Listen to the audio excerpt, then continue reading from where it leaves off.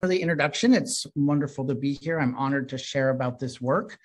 I will kind of start off, I'll give a little overview of the presentation, but I'm really excited. This work is a culmination of the years I've worked with Alaska Native elders and caregivers in a variety of different settings across the long-term care spectrum or continuum, and looking at the impact, not only personally, my great-grandparents were able to live independently in their own home until their mid-90s. And due to safety reasons, we moved them from their village in Alaska to Anchorage for more specialized care in a care facility.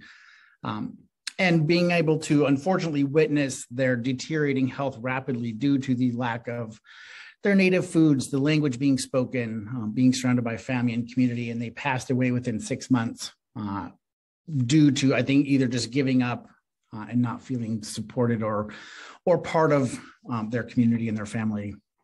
So that kind of got my interest in this area of work. When I was younger in my undergraduate degree in social work, I was really passionate about how do we integrate culture into care facilities, into our homes? How do we educate our providers, our medical students, our social service providers, and integrating that and honoring it, not only when working with care facilities, but also the caregivers, whether they're formal supports, informal supports. And this presentation focuses on the work I've done specifically around caring for people with dementia.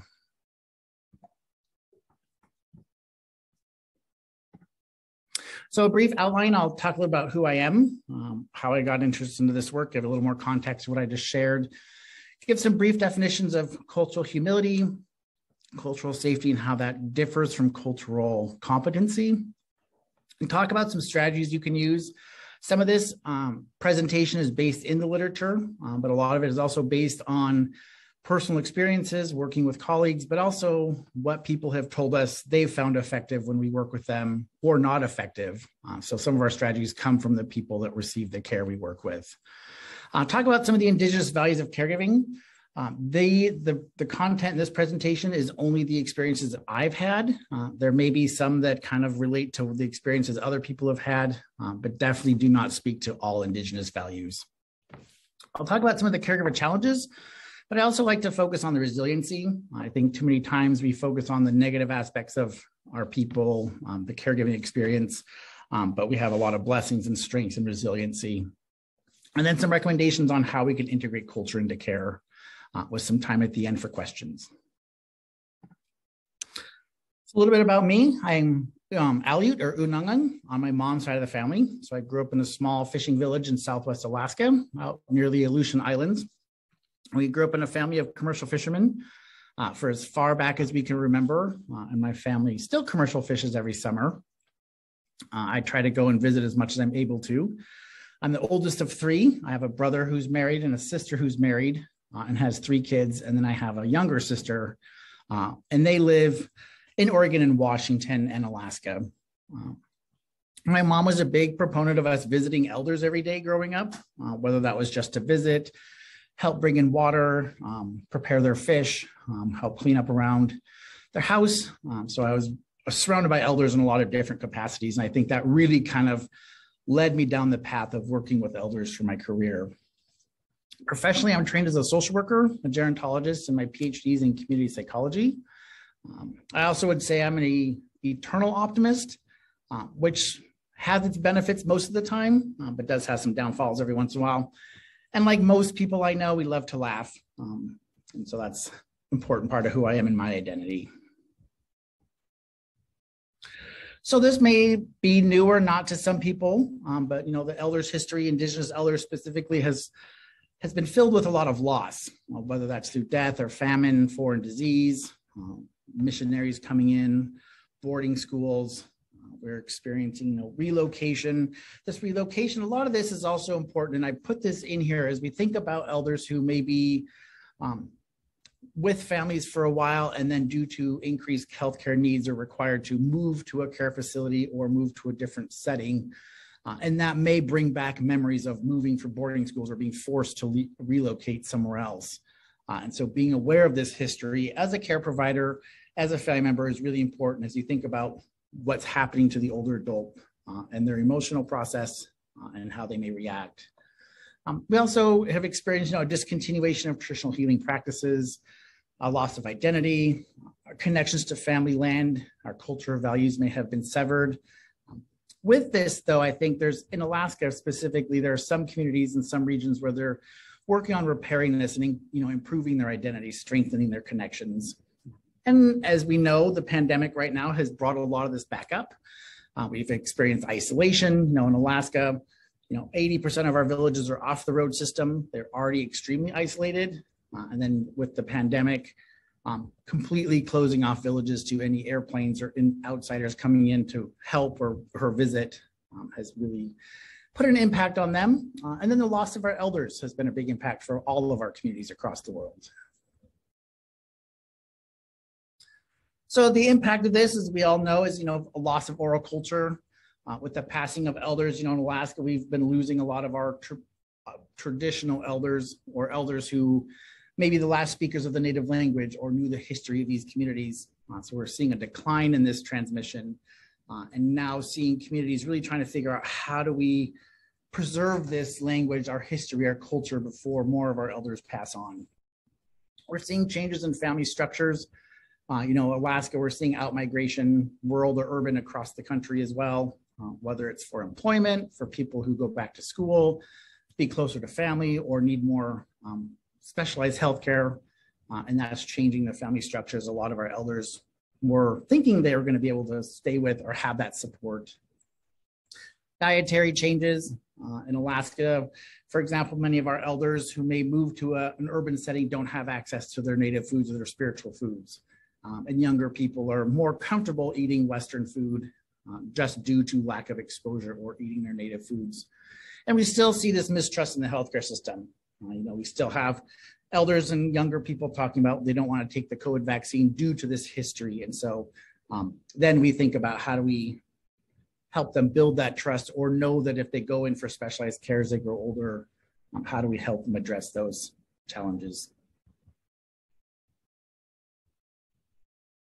So as we think about caregiving, these main themes here came out of conversations we've had with caregivers. And when the caregivers stepped into this role, a lot of my work is focused on the blessings around caregiving and the unexpected benefits of this role they take on. But they also talked about as they took care of their relative, their loved one, their family member, some of these things came up through conversations, whether it's as the dementia progressed, some of these memories came up. They didn't know their elder had been in boarding schools or had experienced the flu epidemic. So a lot of these events may surface later in life, whether, struggling with alcohol or drugs, other addictions. And we're seeing this, this relocation not only impacts the older adult, but the caregiver as well and the community at large. As we think about, in Alaska and many of our rural areas, we don't have the specialized care. We don't have enough geriatricians or people trained to work with older adults, or even more specifically, people with dementia, requiring family or elders to move somewhere else. We also know that passing on is an important event that impacts the caregiver. And there's not much research out there that really explores what happens after that passing on of someone you may have been a caregiver for 3 to 15 years, and how do they reintegrate into society or into their family and their culture and their community. And so we hope to see how we can address that. So shifting gears a little bit, so having that understanding of that history, the role it plays in your caregiver journey, cultural competency, this comes from the literature. Being that I work in the medical school here in Duluth, cultural competency comes up a lot in terms of the curriculum, teaching medical students to be culturally competent, which is a set of values or behaviors that you have and you work on, and you can use them effectively across cultures. It's the process of gaining more understanding of a subject, for example, another culture, another language, another community that's different than your own. And they talk about you can acquire different degrees of cultural competency. So someone could be more culturally competent than someone else because they've studied that culture longer. The challenge with this, and the reason I'm not such a big fan of cultural competency, is because to me it seemed like there's an endpoint, and you eventually are competent in someone else's culture. And I would argue that no one's ever really going to be competent in anyone's culture. I'm not competent in my own culture. I'm always still learning new things. And so there's been this shift in the literature and in the field. So cultural humility is another kind of along this continuum of cultural competency, cultural humility, cultural safety. And this is more focused on this idea that you're aware of your biases, you suspend what you know or what you think you know about a person or a group of people based on generalizations about their culture. We see this a lot in mass media. And you demonstrate this desire to learn about someone's culture by being open to what they want you to know. They determine their level of comfort with sharing with what they want you to know about who they are, whether that's their heritage, their culture, their background. And you're okay with that. You're not trying to put in your own understandings or biases into who they are and defining them. So this idea of cultural safety is a little newer. It's been around a while, but not as long as I believe as cultural competency. Cultural safety is specifically an area of work our center has been focusing on a lot, specifically around dementia care with Indigenous populations. And it's where you strive to develop an environment that's spiritually, socially, and emotionally safe, as well as physically safe for people to be their authentic selves. And you're not trying to deny anyone their identity. You kind of, as cultural humility talked about, you're open to people defining themselves from their perspective and allowing them to take charge in what they want you to know. It also takes into consideration a lot of that history we kind of went over. Where are they coming from? What have they been through? And establishing shared respect. You also have shared meaning, shared knowledge, and you learn about each other and learn about the culture together.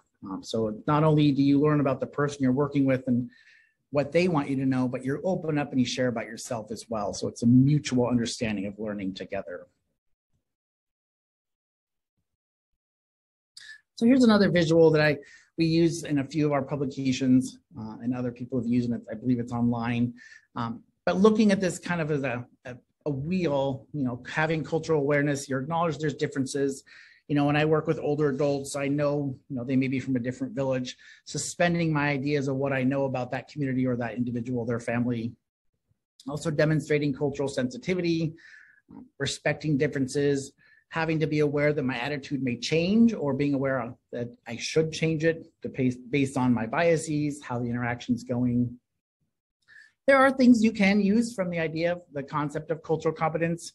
You can have skills, you can have this knowledge, you can have attitudes, certain things you can ask, maybe questions about someone's background, being sensitive to these differences. So it's not to say cultural competency can't be used as part of this, but using parts of it and not going in with the idea that you are going to be competent. And then finally, cultural safety, this idea as we talked about, self-reflection, being empathic, and you advocate for your clients and the people you're working with.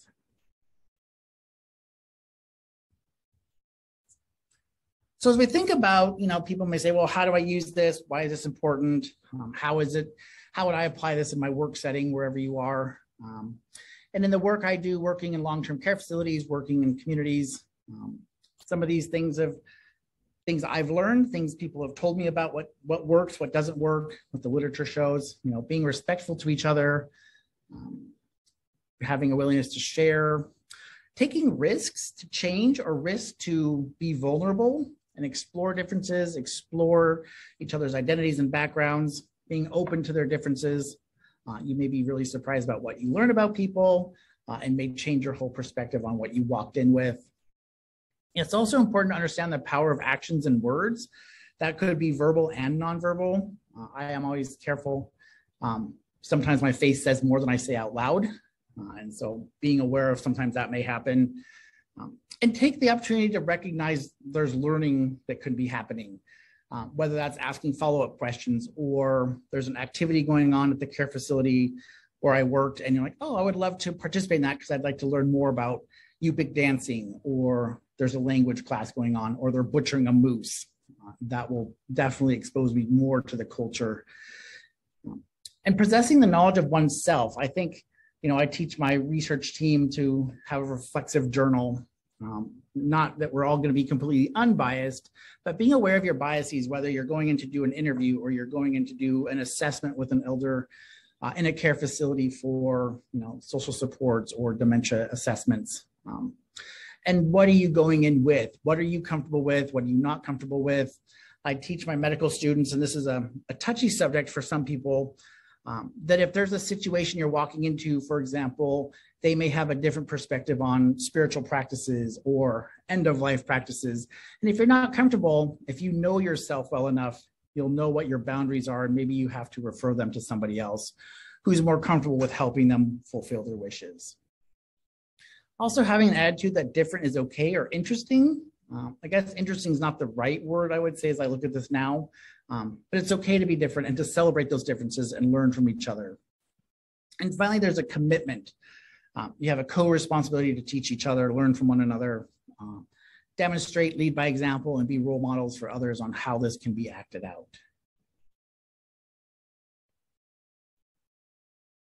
So some communication skills that I've learned over the years, being a social worker, being a researcher, doing community-based research, using inclusive language, make no assumptions, don't leave people out unless they ask to be left out.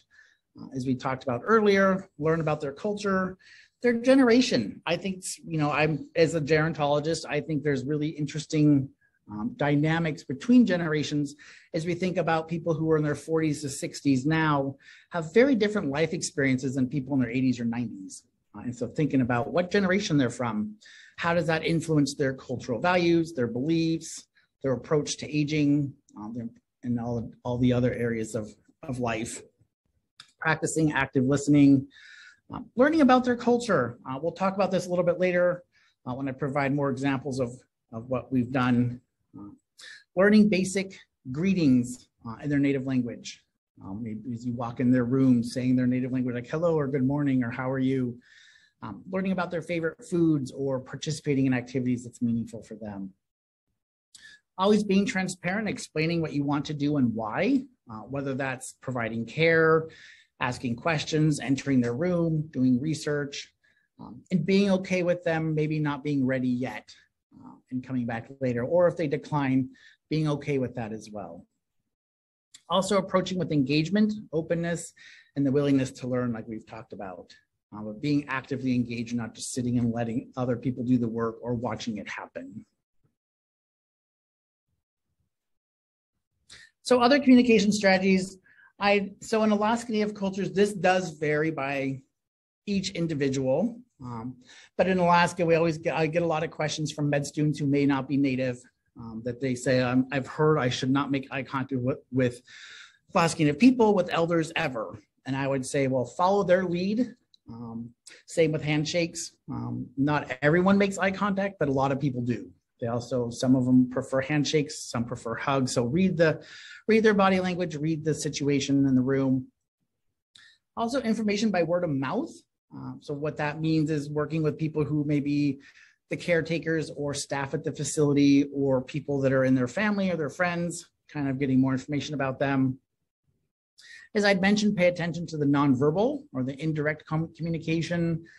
They're not being passive when they say, oh, wouldn't it be nice to have a cup of tea today? That may be their way of saying, would you like to help me make a cup of tea, or would you like to stay and visit? They don't feel comfortable. The elders I've worked with feel comfortable asking direct requests. So they may ask it that way. So listening for indirect requests. Withdrawal may be a sign of disapproval or looking away. May not mean forever, but for that moment, they may not be ready. Doesn't mean they may not be interested. They may need that time to think about what's going on, think about their care plan, or is this something I'm completely interested in doing? And also, of course, the use of humor when appropriate is a great way to communicate with people. So cultural humility strategies, we've kind of covered some of these, but as a refresher and remind, acknowledging your biases. I think it's also important, as we think about the work that I do anyway, in mentoring students, mentoring other people, developing trainings for healthcare providers, for students, is taking what we're learning and educating others, non-Native or Native, on tribal differences, similarities, their strengths, their history. I think it's inappropriate, but there's always that joke that because I'm Alaska Native, I'm from Alaska, I must know every Alaska Native person. or, working in the field that I'm in, we all know each other. But educating them on some of these differences, they're in Alaska, it's very large, a lot of different cultural groups, languages. But there's also a lot of similarities. I think there's some interesting things across cultures, across Indigenous communities, where we have similar cultural values, similar practices, and we all possess strengths. We also have some similar histories, but also some differences. And using those opportunities to educate, whether it's your coworkers, people you're mentoring, people in the facility. Person-centered care, this could be part of that education. I use the term elder-centered care. Alaska is in the process of looking at developing or integrating person-directed care and letting that be the kind of the model of elder care.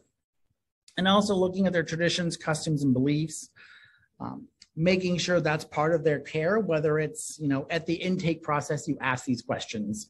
You ask the family if it's appropriate, you ask other people. And then being aware of your communication style and what you say and what you're not saying.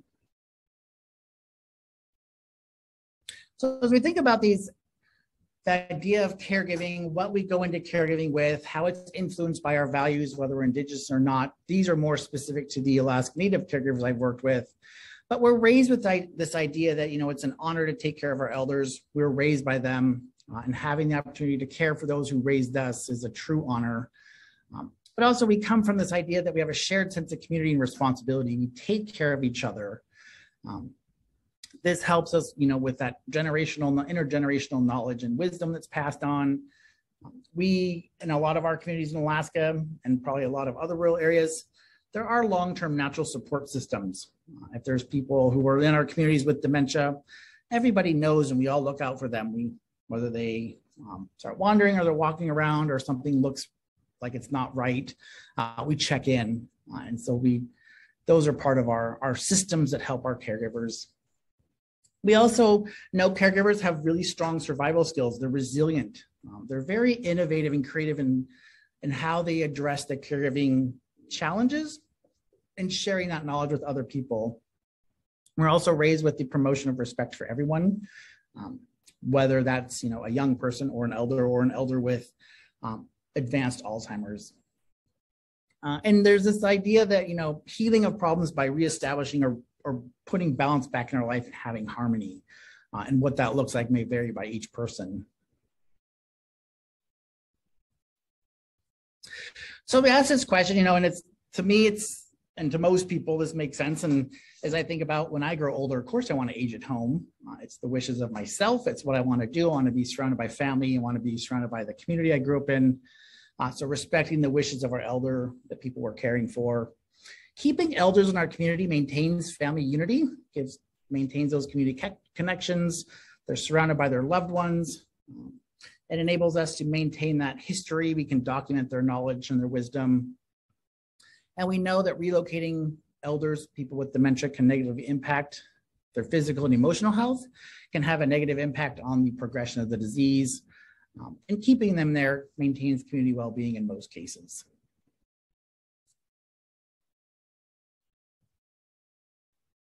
We also know that elders are contributing members of the family, even in the advanced stages of disease. They play some role. It impacts everyone's well-being. And the caregiver work I've done, there's been caregivers talk about the intergenerational impact having caregivers or people with dementia in their home. Grandkids get to know their grandparents in a different way. The caregivers, they talk about this idea that even though grandma may be sharing the same story over and over and over for years, when they pass or something happens, that story then, whether it's history of the family or something that the elder wanted the family to know, is forever in their memories because they remember it so well. And as I'd mentioned, it's an honor to care for those who cared for us, and giving them an opportunity to age at home and age with dignity and respect. So I'd like to share a few of some of the challenges from our study in Alaska.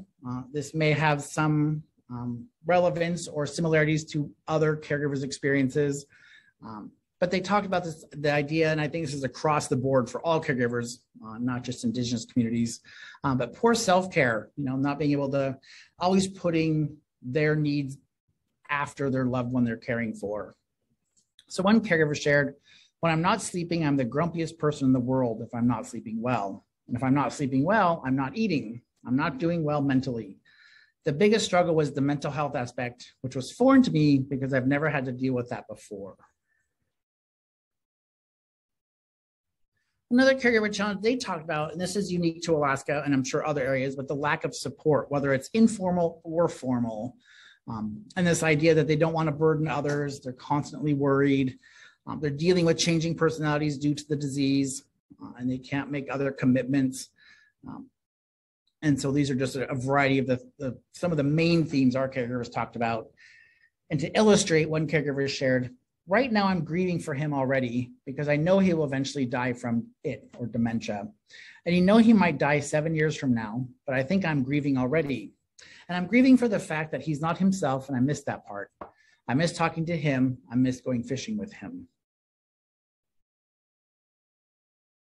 Another challenge they talked about is the lack of education around the dementia process and what to expect as the disease progresses. And so they've been really innovative in developing their own tricks or gadgets to keep their family members safe, navigating the healthcare system, whether that's Indian Health Service, the VA, or local resources in the community. So one caregiver shared, it would be great if there was a guidebook on what to do next, like a checklist that lists the vital things you need to have done for them before they completely lose their memory. We were left to our own devices of having to figure out the next step. So some of these resilient characteristics, these are things caregivers shared that help them get through the caregiving experience or their journey.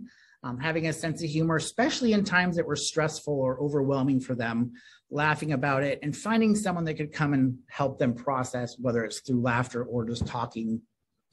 They were thinking about the importance of the ability to form attachments to others, whether that was finding something that was common. For example, that one caregiver talked about fishing. They would go fishing as much as they were able to maintain that attachment and have a sense of belonging and sense of relationship.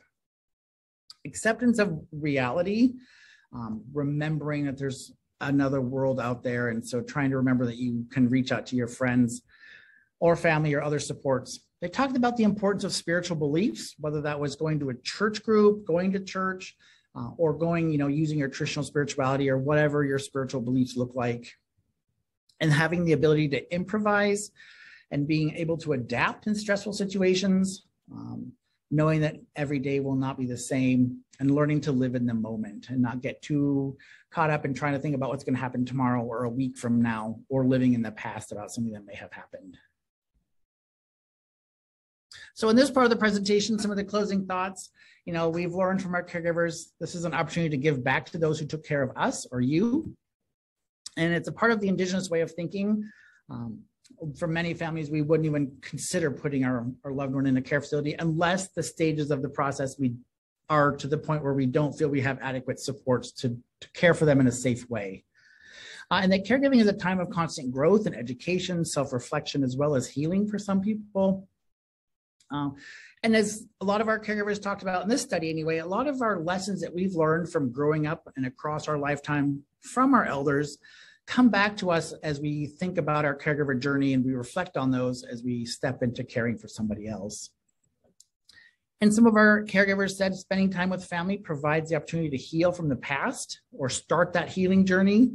And through conversations or spending time with the older adult, they have a new understanding of their history or a stronger or different relationship with their loved one. So the next part of this presentation is, this has all been the work we've done. And Don Thibodeau, who's a mentor of mine, he's an Alaska Native social worker at the Fairbanks Denali Center, has been there for, I would say, approximately 30 years, doing phenomenal work. And I was his undergrad social work student 20 some years ago, and was really in awe of how long it took him to really start getting the healthcare system at the hospital there to integrate culture into care. And we felt this was an opportune time for us to document what he's learned over the years, put it into a manual format, and share it with people around the world who are interested in looking at what integrating culture into care could look like. And so I'll go through just a few examples here. This manual is free. If anyone's interested, I can send the PDF version. And we're always looking for feedback to update it. We're in the process of tailoring this one a little bit to be more specific for persons with dementia. And so we are really excited to keep developing this document. So the Denali Center is a long-term or skilled nursing facility. It's attached to the Fairbanks Memorial Hospital. It's a beautiful facility. And through Don's advocacy work, he's done some phenomenal things in bringing culture into the facility. For example, they serve traditional Native foods once a week. The traditional, let's say Alaska Native dance groups have space there if they wish to practice their performances there. It's free for the residents to go and watch. They also have the ability to bring residents out into the community to attend cultural events. They follow newspapers, they have storytelling, they have passing on cultural protocols now that are part of the intake process. And they have a leave of absence program, which I think is very unique. And so what this program is the Alaska Native elders who are from a different community have the option of going home for up to a week, I believe, fully funded. And they are sent out with the healthcare team they need to go home. So whether that's, a doctor or a nurse or a social worker, and they get to go home, whether it's for a celebration, for a holiday, just to see family. That helps them still feel connected to their family in their home. And the other side of that is the community gets to see their elders thriving, even though they may be in a care facility they had originally thought they were going to go die at. So through our work, Dawn is always a big proponent of introducing yourself, whether that's in your native language or traditionally being aware of indirect requests I had talked about, paying attention to nonverbals, noticing your pace of communication, and being comfortable with silences. This was really a slide I used for our medical students who were not used to being comfortable with silence. Silence doesn't mean they might not be interested, but maybe they're thinking. Sometimes the residents we work with just want to have someone in the room just sitting and just being with them for a moment and being comfortable with that. It's also important that they engage family and community. The Denali Center is a big supporter of this, but a lot of other care facilities as well. Asking about family history, as well as the community history, and being aware, as we know, family is not always blood relatives. There's fictive kin. There could be, I have cousins that aren't technically cousins, but also seeking that permission to include family when it's appropriate, being aware that not all family may be a healthy option at that moment, and being aware of that, but making sure you ask first before you invite them in. And that means asking the family member, but also asking the resident or the elder as well.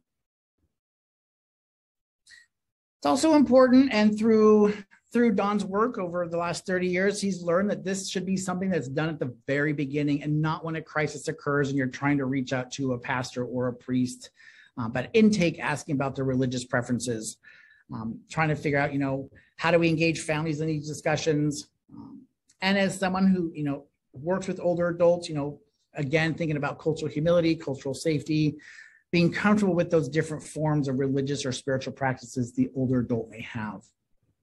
And as you think about dementia, we've learned through talking to family members, talking with people with dementia, as the disease progresses, they may go back to the religious practice they had before when they were younger. So maybe they were raised Catholic, and then they got married and they became Christian or Presbyterian, and as the disease progresses, their kids were raised Presbyterian. They never knew mom was Catholic, and now that's coming back. And so being aware of that, how that impacts the interactions with the family, but also the religious practices at the end of life. So as I talked about, they serve native foods. They do their best they can. If it's safe to do so, the people with dementia and the other residents are asked to share their favorite recipes, and then they're able to help prepare the food when it's safe. And so they're engaged in that process. And then they help talk about what their favorite recipe was, who they learned it from, if it's something they learned from someone else. Food is such an important part of family and community for every person in the world, not just Indigenous people. So community engagement, as I'd mentioned, they are actively engaged in keeping residents involved in community activities. They go to local events. They get the local Native news. Our Native corporations have meetings every year. They get to watch those online. They can go to them if they're a live event in Fairbanks. It keeps them connected to their community, their region, their family, the local events, the politics, subsistence calendars, which is important to them. Other ways they've done this is using music, reminiscence therapy, music therapy for people with dementia. They have, CDs, DVDs, they bring guest performances in. As I'd mentioned, dance groups come in. And so they have documentaries around communities. The University of Alaska Fairbanks has the Project Jukebox, which is a free online portal of videos and pictures from a long time ago from most villages in Alaska that are accessible. They can use, as I'd mentioned, having the food and the community activities. So part of this, and we haven't published any of this because it wasn't an actual research study, is really trying to figure out, the residents, the staff, the social workers, and myself noticed a change in people's behaviors and attitudes and physical activity when food is prepared, when traditional food is served, Native dance groups are there. And so they talked about, we asked them just informally, what does this mean to you? It says, it improves their quality of life. They feel they're able to maintain those important connections to their identity and what that identity, entails, whether it's dancing or language or food. They maintain, family and residents and staff have said, my communication with my family or my residents improved. They ask where I'm from. They've learned a Native phrase that makes me feel like they care more about who I am and not just why I'm here for care. We're also noticing that residents are more physically active. They're more socially engaged with each other when these cultural activities are offered. So recommendations, this comes from them, comes from my work, some from the literature, but training and educating healthcare providers on one, they talked about for residents who may be bilingual or more comfortable speaking their native language is having translation services available. Teaching and educating our providers on the history of tribal nations, the history of our elders, and how there's generational differences and being aware of those when you ask questions and provide care. This is a larger, more policy related thing, but would be the development of culturally appropriate standards across the system, whether that's the Alaska Native healthcare system or the care facility you're at or the organization that's providing support for older adults. Offering culturally specific activities, these were some examples. All of the examples that the Denali Center has done, for example, the food is all donated by the community, so it's not cost prohibitive, preparing foods. And also they talked about the importance of, arts and crafts and what that looks like, providing opportunities for that. And for elders and youth to get together. This intergenerational connection was so important to them, even at the advanced stages of dementia. And in conclusion, my elder mentor said, well, you're not really concluding, you're developing and starting a pathway to healing because there'll always be a next step. So always being aware that we are people who can create this awareness, we can educate and train others. Acknowledging our fear and our biases is really important, knowing what we're walking into and what we're afraid of, and helping us overcome those fears by working with other people. Accepting and understanding differences, having compassion for others. We need to build upon the strengths and resources that exist in our families and our communities, that exist in our elders' knowledge and their wisdom. And to always remember we all possess unique strengths and talents, whether that's to support our elders and our people with disabilities, our care facilities, our families, but to remember we all come from a strong lineage of strong people who've gotten us here. And that concludes my presentation. I'm happy